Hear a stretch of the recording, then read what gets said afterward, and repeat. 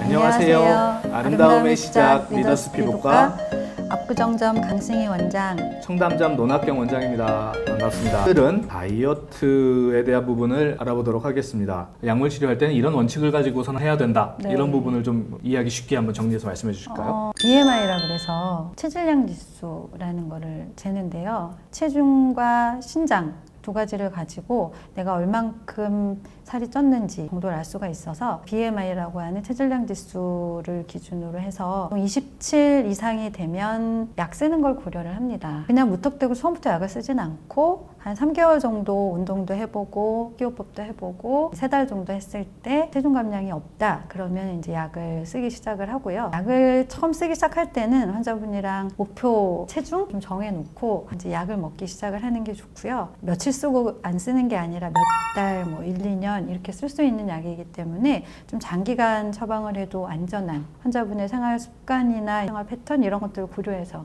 약을 사용을 합니다. 일반적으로 다이어트 약 그러면 오래 쓰면 불면증도 생기고 가슴도 뛰고 막 그렇다고 해서 필요할 때만 짧게 쓰라고 얘기하는 경우가 네네. 많잖아요. 한 3개월 이상 쓰면 안 되는 단기 처방 가능한 약이 있고요. 2년, 3년, 오히려 꾸준히 써야 4년 되는 네, 약이 이렇게 있고. 장기간 쓸 수 있게 승인이 난 약이 따로 좀 구분이 되어 있습니다. 짧게만 써야 되는 네. 약 어떤 약이 그런 계통인가요? 짧게 네. 써야 되는 약의 대표적인 게 성분 이름이 네. 펜터민, 펜디메트라진 이런 향정신성 약품 지정이 되어 있는 그런 약제들이거든요. 이 약들은 제일 큰 문제가 두근거림, 불면 이런 것보다도 의존증, 중독 증상 약을 계속 찾게 됩니다. 안 먹으면 이제 식욕이 바로 돌아와서 그렇죠. 근데 요요 현상도 조금 더 많고 되도록이면 저희 경우에는 이제 단기간 처방하는 그런 약들보다는 장기간 써도 안전한 그런 약을 추천을 해드리고 있습니다. 그러면 어떤 게 어. 오래 써도 괜찮은 비만 약인가요? 대표적으로 큐시미아라는 약이 있고요. 콘트라브, 울리스테, 데니칼로 잘 알려져 있는 약이고 과거 벨빅이라 그래서 하나 더 있었는데 발암 가능성이 제기가 되면서 시장에서 퇴출되고 있는 어느 정도의 효과를 볼 수 있을까요? 큐시미아 나와 있는 거는 2년 정도 약을 썼을 때 5에서 10% 정도 체중 감량되는 사람의 숫자가 한 8, 90% 정도 이렇게 나온 걸 보면 효과는 분명히 있죠. 엄청 많이 빼서 BMI가 정상까지 내려갈 수도 있는 거고 내 체중의 한 5에서 10% 정도 빠지는 거로 유지하는 사람도 있고 나머지 효과가 어느 정도 더 있는지는 본인의 노력이 운동을 또 더 하느냐 뭐 그렇죠. 이런 것들도 운동이나 식단을 어떻게 조정하느냐 그런 게 굉장히 중요합니다. 많이 여쭤보시는 것 중에 네. 하나가 이 약을 그러면 언제 먹어요? 하루 중에? 펜터민이라는 약이 약간 불면증이 올 수 있기 때문에 아침에 먹어야 돼요, 무조건. 식사 전에? 식사 전후는 별로 상관은 없고요. 식욕을 억제하는 거니까 당연히 식사 전에 먹어야 될 것 같은데 그러면 속이 아플까 봐 아, 그런 거랑 그런 전혀 건 별로 상관이 상관없어요. 없군요. 계속 부작용을 네. 궁금해하세요. 그러니까 네, 불안한 네. 거죠, 사실은. 콘트라브하고 큐시미아 가장 대표적인 이 약에서 네. 가장 대표적인 부작용 딱 2개씩만 딱 잘라서 얘기해 주신다면 뭐가 있을까요? 콘트라브는 먹을 때 메스껍고 구역질 나고 그런 것 때문에 약 용량 조절해야 된다는 부작용 말고는 그 외에는 이제 조절이 안 되는 고혈압이 생긴다든지 네. 고혈압이 있으신 분들은 주의해야 된다. 네. 큐시미아는 어떤가요? 큐시미아도 드셨을 때 두근거림, 불면증, 먹는 초기에 드물게는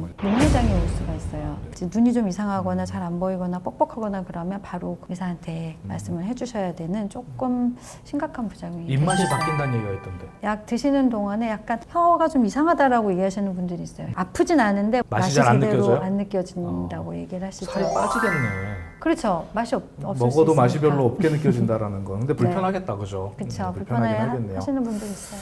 요현상 먹는 약은 짱 심하다던데 그런 얘기를 많이 여쭤보시거든요. 맞아요. 약을 먹기 시작해서 이제 목표 체중까지 도달해도 약을 끊고 또 나면은 많이들 요요가 오게 되죠. 결국에는 약은 체중을 감량하는 절대적인 수단이라기보다는 보조적인 요법이다라고 이해를 하시는 게 좋을 것 같아요. 결국에는 운동 많이 하고 식사 조절하고 그런 걸로 유지를 해줘야 될 것 같아요. 약에만 의존하면 그렇죠. 요요는 온다. 그렇죠. 과외 선생님 같은 거다.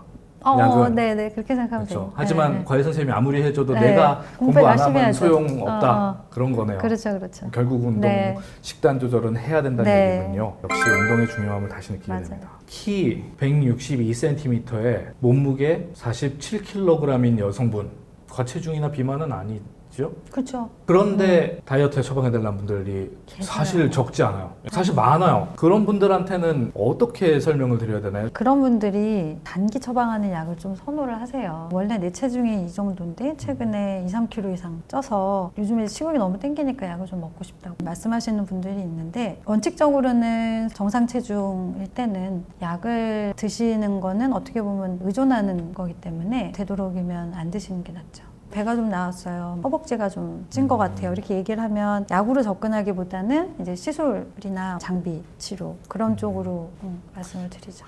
오늘 선생님께 말씀을 듣고 느끼게 된 것은 의사가 듣기에도 맞아. 굉장히 많은 정리가 필요하고 많은 경험이 필요하고 이런 부분이고, 환자도 의사하고 같이 보조를 맞춰서 노력을 많이 해야 네. 되고 생각할 게 많은 거기 때문에 단순하게 나는 식욕이 땡기니까 식욕 억제제를 먹겠어 이렇게 하는 건 상당히 위험할 수 있고, 의사와 꼭 상의를 해야 되는 약이구나 라는 그러니까 내가 먹는다고 했습니다. 생각을 하고, 나라면 이 약을 먹을까 저 약을 먹을까, 아니면 이 약을 먹기 시작하면 나중에 어떡하지, 이런 고민들을 평소에 좀 해요.